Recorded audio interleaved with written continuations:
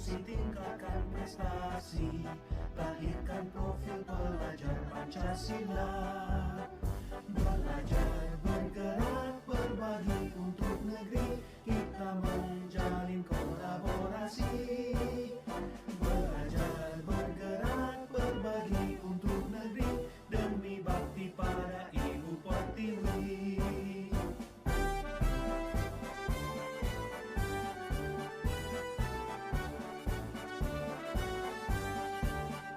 Guru penggerak majukan pendidikan, guru penggerak menghamba pada murid, kreatif rancang pembelajaran, hargai potensi tingkatkan prestasi, lahirkan profil pelajar Pancasila. Belajar, bergerak, berbagi untuk negeri, kita menjalin kolaborasi. Belajar, bergerak, berbagi untuk negeri. Assalamualaikum warahmatullahi wabarakatuh. Waalaikumsalam warahmatullahi. Alhamdulillahirobbilalamin wa bihi nasta'in ala umuri dunya wa ala alihi wa sahbihi wa barakatuh. Alhamdulillah, kesempatan ini yaitu diadakan acara diseminasi aksi nyata calon guru penggerak. Mudah-mudahan dalam aksi nyata ini dapat diimplementasikan di sekolah. Assalamualaikum warahmatullahi wabarakatuh. Mohon izin saya alhamdulillah pada hari ini kita dapat berkumpul di sini dalam kegiatan diseminasi aksi nyata ini. Sebelumnya saya mengucapkan terima kasih atas kehadiran Bapak dan Ibu guru di sini untuk mengikuti kegiatan ini. Terima kasih kepada Bapak Kepala Sekolah yang juga sudah melakukan di sini. Langsung saja yang Bapak dan Ibu kita mulai. Ini profil saya, Bapak dan Ibu juga sudah berkenalan dengan saya, sudah kenal dengan saya ya. Kemudian sebelum kita lanjut ke pemaparan materi, ini ada di depan. Jadi bagaimana kita berinteraksi berada di ruangan ini. Hadir seutuhnya di sini. Jiwa, raga, pikiran, hati untuk 1 jam ke depan. Saya meminta Bapak dan Ibu hadir seutuhnya di ruangan ini untuk mengikuti kegiatan ini sampai selesai. Kemudian hargai waktu bersama adalah tepat waktu yang 1 jam, tidak lebih. Usahakan tidak lebih. Kemudian buat catatan, sekiranya ada materi yang menarik atau penting, silakan Bapak dan Ibu untuk catat. Seperti itu ya. Kemudian filosofi pendidikan. Menurut Ki Hajar Dewantara, bebas dari segala ikatan dengan suci hati, mendekati sang anak bukan untuk meminta suatu hak, melainkan untuk menghamba pada sang anak. Jadi sekarang ini di kurikulum Merdeka ya, kita diajak kembali untuk mengikuti filosofi pendidikan yang diungkapkan oleh Ki Hajar Dewantara. Kemudian next. Nah, apa sih maksudnya menghamba pada anak itu ya? Makna menghamba pada sang anak. Bapak dan Ibu guru tentu sudah sering mendengar semboyan Ingarso Sung Tulodo Ing Madya Mangungaso Guri Handayani. Ya, Bapak dan Ibu sering sekali udah hafal terpasai dengan kata-kata ini ya. Pendidik memberikan tuntunan sesuai dengan tahapan perkembangan peserta didik secara budinya, cipta, rasa, dan rasa, serta pekerti tenaga sesuai dengan kodrat peserta didik. Tuntunan yang bersifat menyeluruh dan tidak lepas dari aspek sosiokultural. Jadi kita sebagai pendidik itu hanya menuntun anak untuk mencapai lakunya itu sesuai dengan kodrat alam dan kodrat zamannya. Jadi sebelumnya saya juga beranggapan bahwa seorang anak itu dia masih berupa kertas kosong. Jadi kita sebagai guru kita yang menjejali. Sebelumnya saya berpikiran seperti itu. Namun setelah saya mempelajari tentang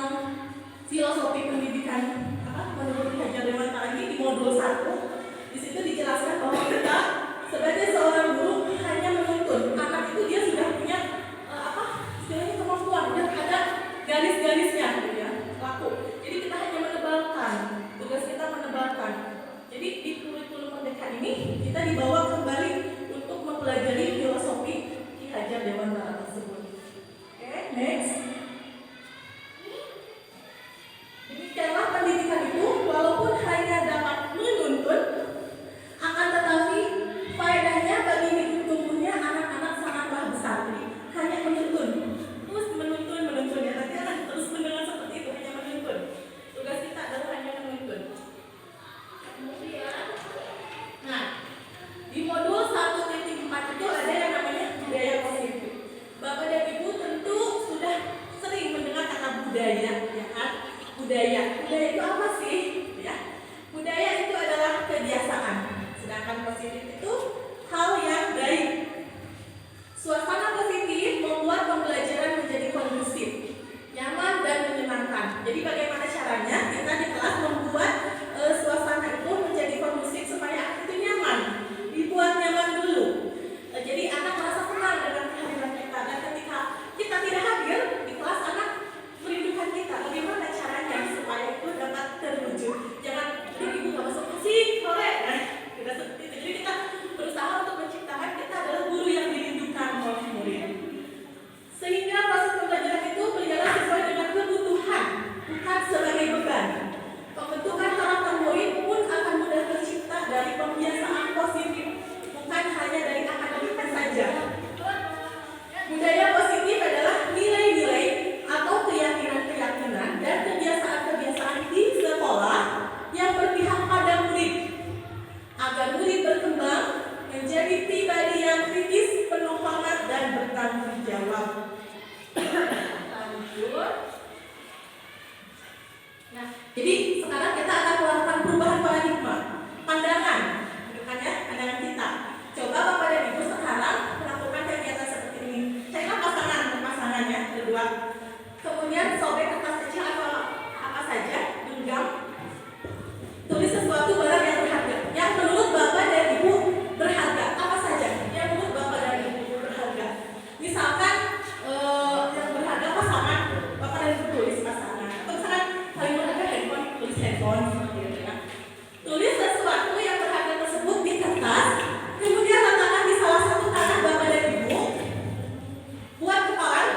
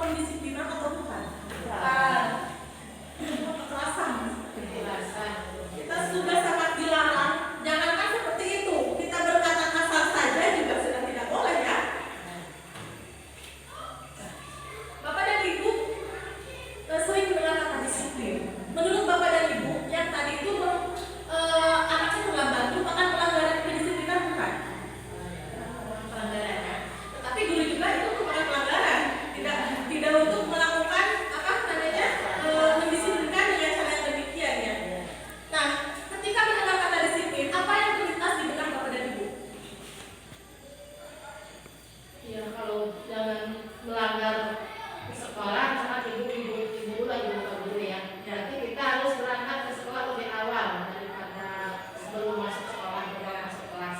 Terus apalagi selain itu ketika mendengar kata disiplin, apalagi yang terlintas di benak Bapak dan Ibu? Peraturan ya, yang terlintas itu pasti peraturan. Nah, kita lihat makna disiplin itu apa? Disiplin, kata disiplin itu berasal dari bahasa Latin. Dari kata disiplina atau belajar. Jadi disiplin itu,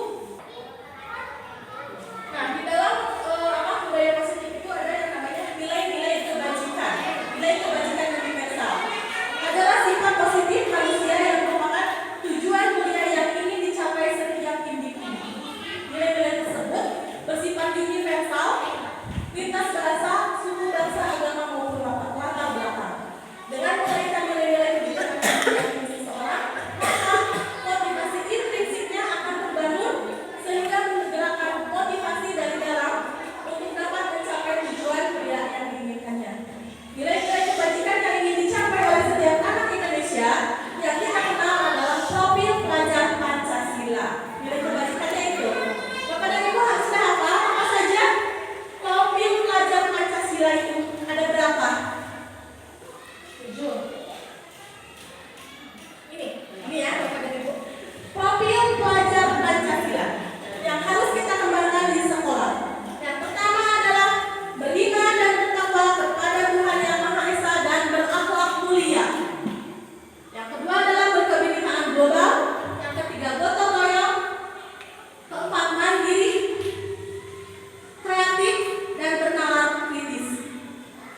Yang pertama itu yang harus sangat kita dahulukan, beriman dan bertakwa kepada Tuhan Yang Maha Esa. Untuk itu, kenapa di sekolah selalu diadakan setiap hari Jumat seperti hari ini ya, diadakan pembiasaan-pembiasaan karena itu sudah pengembangan terhadap P5. Disiplin positif. Nah, di sini motivasi eksternal. Misalkan anak datang ke sekolah dengan tepat waktu. Kebanyakan mereka adalah motivasinya itu motivasi eksternal dari luar dulu karena mereka menghindari hukuman. Ya kan?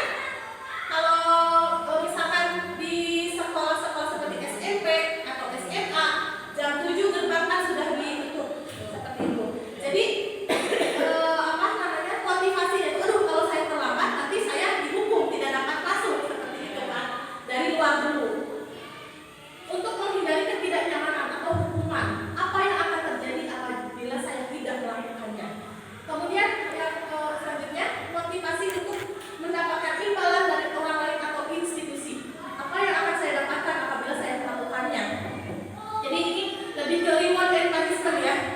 Ketika kita melakukan sesuatu, nanti saya akan dapat ini. Kemudian dari motivasi yang selanjutnya adalah internal.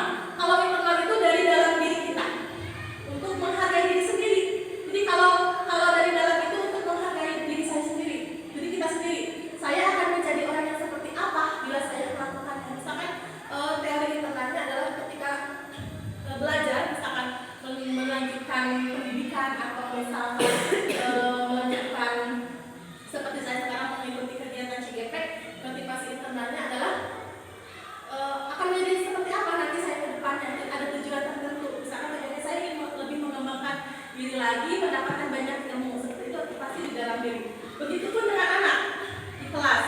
Mereka rajin belajar itu sangat jarang sekali motivasinya itu dari dalam diri sendiri. Pasti lebih, nanti kalau saya rajin belajar, nanti saya ranking 1 seperti itu. Atau saya nanti ranking masuk 10 besar, nanti orang tua saya mau beli saya reward, hadiah. Bagaimana caranya supaya bukan menghilangkan ya,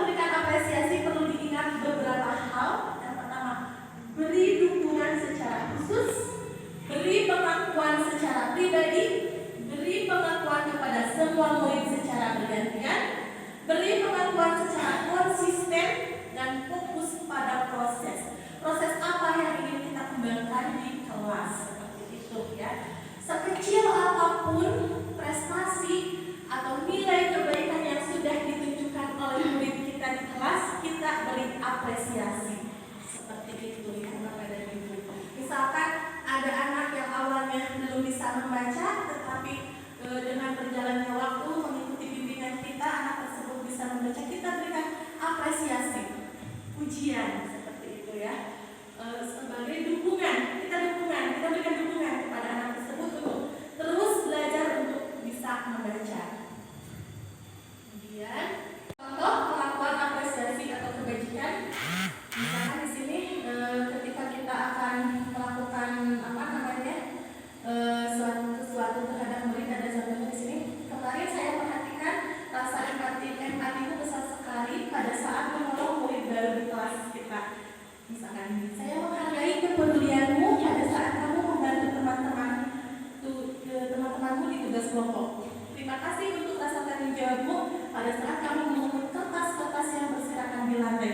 Hal sekecil apapun kita beri anak apresiasi. Dengan kita memberikan apresiasi atau pengakuan seperti ini, oh saya teh diperhatikan tuh ibu teh, gitu kan ya. Jadi anak merasa diperhatikan. Dengan seperti itu nyambung ke nanti ini 5 kebutuhan dasar manusia yang harus kita penuhi, yang harus kita berikan. Nah di sini ada hukuman atau konsekuensi. Menurut Bapak dan Ibu, tindakan guru di depan ini masuk hukuman atau konsekuensi. Mencatat 100 kali di dalam buku kalimat saya tidak akan terlambat lagi karena terlambat di sekolah, termasuk hukuman atau konsekuensi.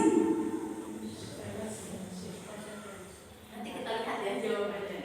Kemudian lari mengelilingi lapangan basket 2 kali karena terlambat hadir di sekolah, hukuman atau konsekuensi. Murid diminta untuk push up 15 kali karena tidak menggunakan masker di sekolah. Menggantikan kertas tugas teman yang telah dicoret-coret. Kalau menurut saya itu konsekuensi. Kemudian membersihkan tumpahan air di meja tulis karena tersenggol pada saat belajar, hukuman atau konsekuensi. Murid disuruh untuk mengenakan sepatu seharian di sekolah karena tidak mengenakan sepatu hitam. Oh maaf ini salah tulis. Murid disuruh untuk tidak mengenakan sepatu, jadi dia teh nyekel seperti itu. Itu hukuman atau konsekuensi. Lari mengelilingi lapangan basket 2 kali karena terlambat 10 menit untuk pelajaran PJOK. Kita lihat ya jawabannya.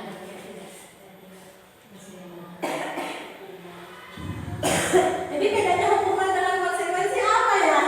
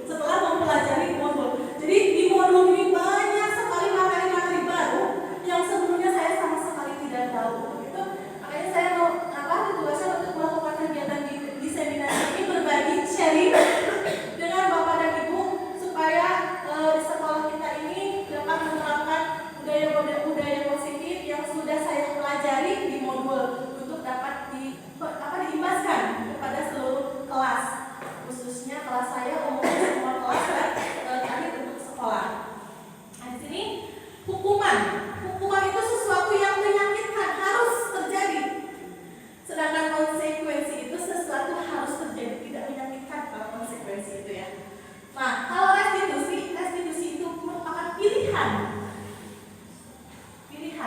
Kemudian di dalam hukuman itu tidak nyaman ya. Ketika anak disuruh melepas sepatu seharian, anak nyaman tidak kira-kira? Tapi sebetulnya itu nyaman tuh pakai sepatu hitam gitu kan, dalam hati kita seperti itu. Nah, kalau dalam konsekuensi tidak nyaman untuk murid, anak untuk jangka waktu yang pendek saja. Kalau hukuman itu dia jangkanya panjang. Jadi kalaupun dia misalkan sudah di ini pada hari itu, selain dia tidak nyaman, dia juga akan merasa malu Bapak dan Ibu. Ketika kita dia tidak memakai sepatu seharian, dia akan minder. Dan itu efeknya akan panjang. Dia akan terus mengingatnya. Kemudian restitusi. Kalau di dalam restitusi itu menguatkan untuk murid atau anak dalam jangka waktu panjang. Kemudian di sini korban mendapatkan keadilan. Jadi misalkan ada ada kasus misalkan contohnya anak berkelahi di dalam kelas. Kasarnya kita dulu gitu ya, saya sendiri pasti udah hukum gitu kan, dan pokoknya nakal berantem di kelas. Misalkan sampai si kancing bajunya copot gitu ya, pasti dua-duanya dihukum seperti itu. Di dalam konsekuensi itu, kalau konsekuensi itu diabaikan. Tetapi kalau di dalam restitusi itu bagaimana caranya supaya keduanya ini dia bisa mendapatkan pilihan. Misalkan ada dua orang bertengkar, misalkan contohnya di dalam kelas. Terus yang satu sampai copot kancing. Nah, si yang copot ini pasti dia merasa marah, ya kan? Merasa sampai tunjuk-tunjukkan misalkan seperti gara-gara ini. Nah, di dalam restitusi ditanya, baiknya bagaimana? Kamu maunya bagaimana? Seperti itu. Terus misalkan si anak itu minta, pokoknya saya mau minta baju saya dikancingkan lagi, seperti itu. Nah, jadi kita nanya lagi ke anak yang pelakunya misalkan, bagaimana caranya kamu ini harus bisa si kancingnya itu menempel lagi di sini, mau dijahit, dilem atau bagaimana. Jadi di dalam restitusi itu kita mencarikan solusi. Tugas kita adalah mencarikan solusi ketika terjadi kasus-kasus seperti itu. Atau misalkan seperti kasus contoh yang tadi yang tidak memakai sepatu hitam, kita tanya kenapa, alasannya dulu, kenapa tidak. Misalkan dia bilang lupa. Nah, bagaimana caranya untuk tidak lupa? Misalkan jadi kita gali dulu si anak, jadi suruh dia dulu mencari solusinya bagaimana. Salah satunya mungkin meminta diingatkan kepada kedua orang tuanya, disiapkan seperti itu. Kemudian jika terlambat atau tidak mengerjakan PR, ya kan, kita tanya kenapa lupa misalkan. Jadi kita berkoordinasi dengan orang tuanya supaya si anak tersebut mendapatkan solusi supaya anak tersebut mengerjakan PR-nya setiap hari. Jadi dalam restitusi itu mencari solusi bagaimana supaya itu kedepannya tidak terjadi lagi dan untuk jangka panjang. Di sini ada lagi tentang hukuman. Peraturannya adalah kamu harus misalkan kamu memakai sepatu hitam, jadi kamu harus pakai sepatu hitam. Tapi kalau di dalam konsekuensi itu apa peraturannya? Mampukah kamu melakukannya? Ada kata terima kasih. Tapi kalau di dalam restitusi, apa yang sudah kamu yakini? Apa yang bisa kamu lakukan untuk memperbaiki masalah ini? Seperti itu. Murid atau anak membenci peraturan, murid atau anak menghormati peraturan, sedangkan murid atau anak menghormati dirinya dan orang lain. Jadi harus ditanamkan untuk jika kamu melakukan tugas ini berarti kamu sudah menghargai dirimu sendiri. Bagaimana kamu dihargai orang lain kalau kamu sendiri tidak menghargai dirimu sendiri? Seperti itu ya. Kemudian apakah itu restitusi?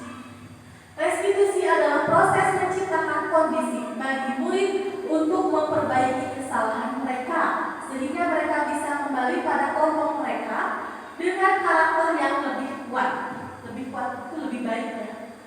Restitusi juga merupakan proses kolaboratif yang mengajarkan murid untuk mencari solusi untuk masalah mereka dan membantu murid berpikir tentang orang seperti apa mereka ingin menjadi tujuan mulia dan bagaimana mereka harus memperlakukan orang lain. Ini restitusi menurut dosen. Di sini ada 9 ciri-ciri restitusi. 1. Bukan untuk menebus kesalahan, namun untuk belajar dari kesalahan. 2. Memperbaiki hubungan. Yang ketiga, tawaran bukan paksaan. Jadi bukan bagaimana kita memberikan tawaran. Restitusi menuntut untuk melihat ke dalam diri. Restitusi mencari kebutuhan dasar yang mendasari tindakan. Nanti ada 5 kebutuhan dasar manusia. Kemudian restitusi adalah cara yang paling baik. Restitusi fokus pada karakter, bukan tindakan. Restitusi fokus pada solusi. Restitusi mengembalikan murid yang berbuat salah pada kelompok. Ini keyakinan kelas.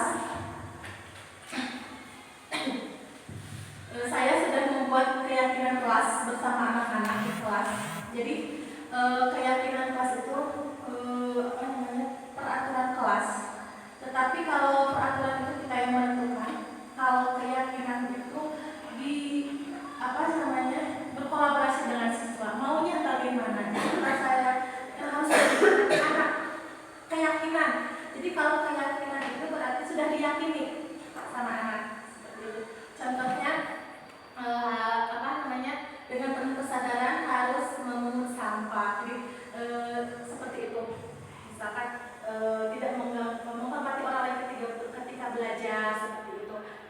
Konteksnya kan kalau peraturan itu tidak boleh mengganggu orang lain, tapi dalam keyakinan kelas kita tetapkan harus menghormati atau menghargai orang lain ketika belajar.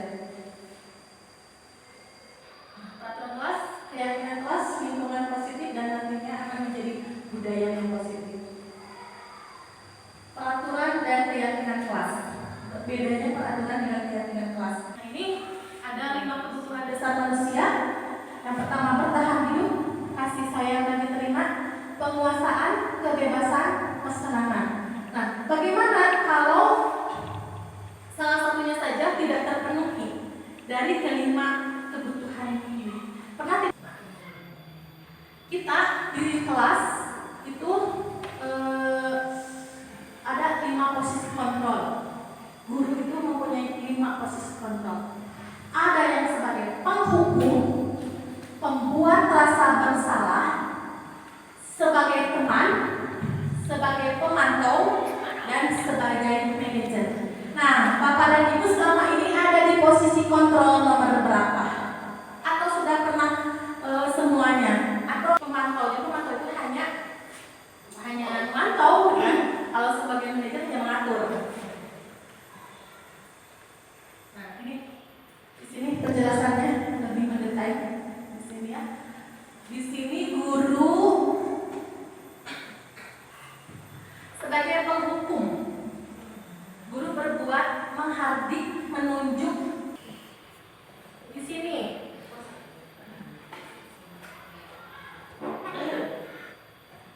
ada pernyataan-pernyataan. Saya kecewa sekali dengan kamu. Kira-kira guru tersebut berada di posisi kontrol yang mana? Saya kecewa sekali dengan kamu.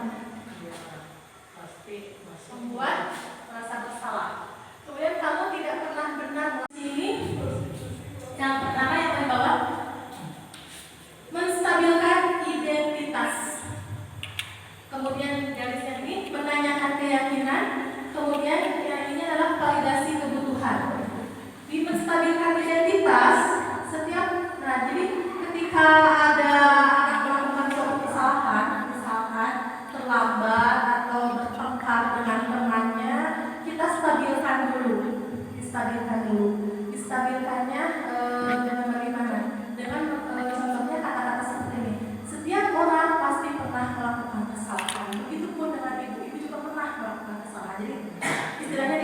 gembira gitu ya si anak teh. Distabilkan dulu emosinya misalkan. Kamu bukan satu-satunya orang yang pernah melanggar ini, melakukan ini, bukan satu-satunya. Nah, setelah itu kita ke menanyakan keyakinan. Kamu ingin menjadi orang yang seperti apa? Kemudian nilai-nilai apa yang telah kita sepakati? Ditanya lagi si anak teh. Ya, misalkan ketika anak itu bertengkar dengan temannya, kita di dalam menstabilkan identitas ada contoh kata ininya. Guru berkata, berbuat salah itu hal yang manusiawi. Tidak ada manusia yang sempurna. Bapak atau ibu juga pernah berbuat salah. Kita pasti bisa menyelesaikan permasalahan ini. Bapak dan ibu juga tidak tertarik untuk mencari tahu siapa yang benar atau siapa yang salah. Bapak dan ibu lebih seperti apa? Jadi dihubungkan ya.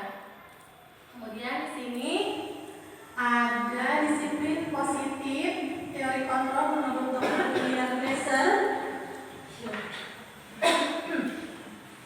Anda tidak bisa mengontrol orang lain, hanya Anda yang bisa mengontrol diri Anda sendiri. Jadi saya tidak bisa mengontrol Bapak dan Ibu, begitupun Bapak dan Ibu tidak bisa mengontrol saya. Seperti itu ya. Hanya diri kita sendiri yang bisa mengontrol diri kita.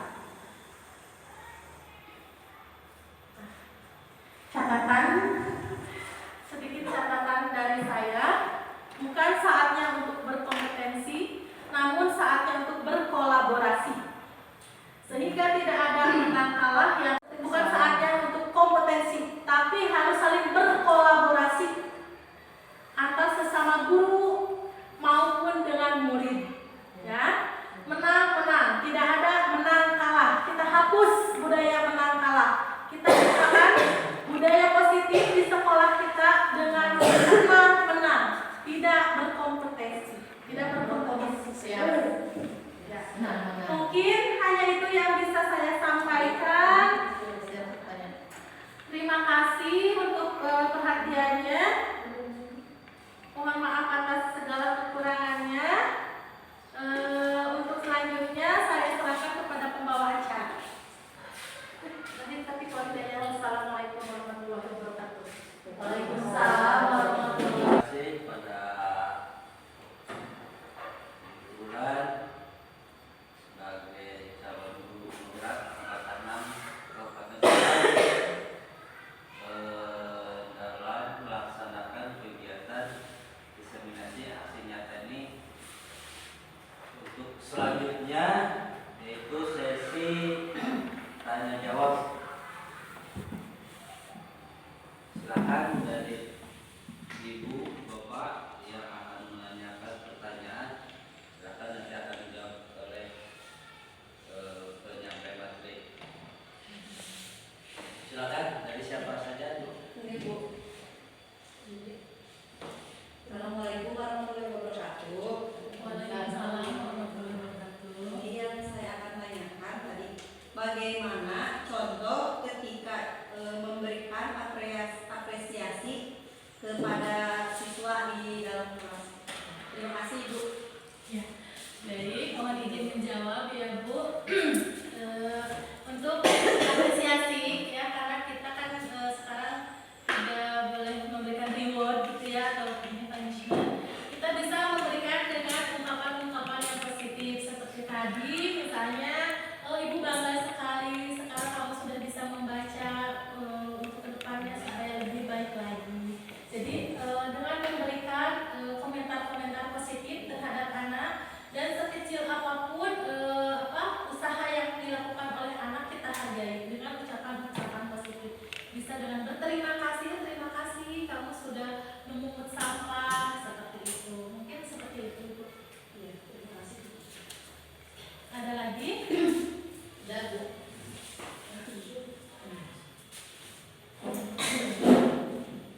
Assalamualaikum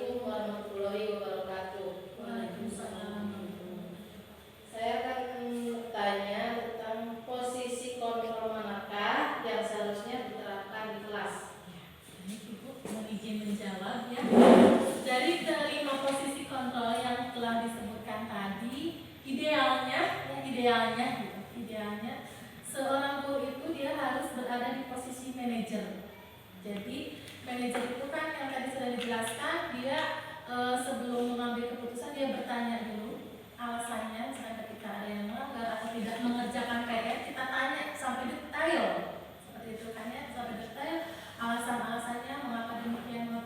Kemudian selanjutnya kita bersama dengan murid berkolaborasi untuk mencari solusi ke depannya bagaimana. Gitu ya. Jadi posisi yang paling ideal di kelas kita sebagai guru adalah berada di posisi manajer seperti itu. Ada lagi Bapak dan Ibu? Tidak. Hanya itu tidak. Bagaimana budaya positif itu apa terwujud di sekolah? Baik, terima kasih Ibu. Mohon izin untuk menjawab. Budaya positif dapat kita wujudkan di sekolah itu dengan cara kita berkolaborasi dengan rekan-rekan kita di sekolah semuanya. Jadi tidak ada yang istilahnya teh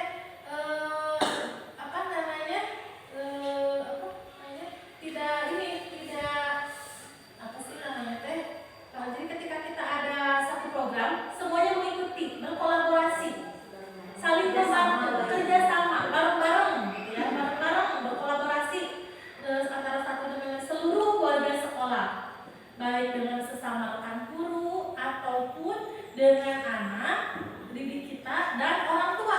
Jadi harus ada kolaborasi dan kerja sama. Karena budaya positif itu tidak akan bisa terwujud hanya dengan satu orang saja, satu pihak saja. Jadi harus ada kolaborasi dari semua unsur yang ada di sekolah tersebut. Tidak ulang-ulangan, gitu ya. Jadi harus seperti tadi adalah kita tidak berkompetensi, tapi kita harus berkolaborasi bersama-sama, bergotong royong. Bagaimana caranya supaya sekolah kita bisa lebih maju dan dapat menerapkan, mengimplementasikan budaya positif. Mungkin itu saja yang bisa saya sampaikan. Semoga tidak puas agar Bapak dan Ibu bisa mencari jawaban yang lebih lagi dari yang lainnya. Ini itu saja. Pembawa acara. Ibu, Bapak tidak ada lagi pertanyaan? Sudah ada. Cukup.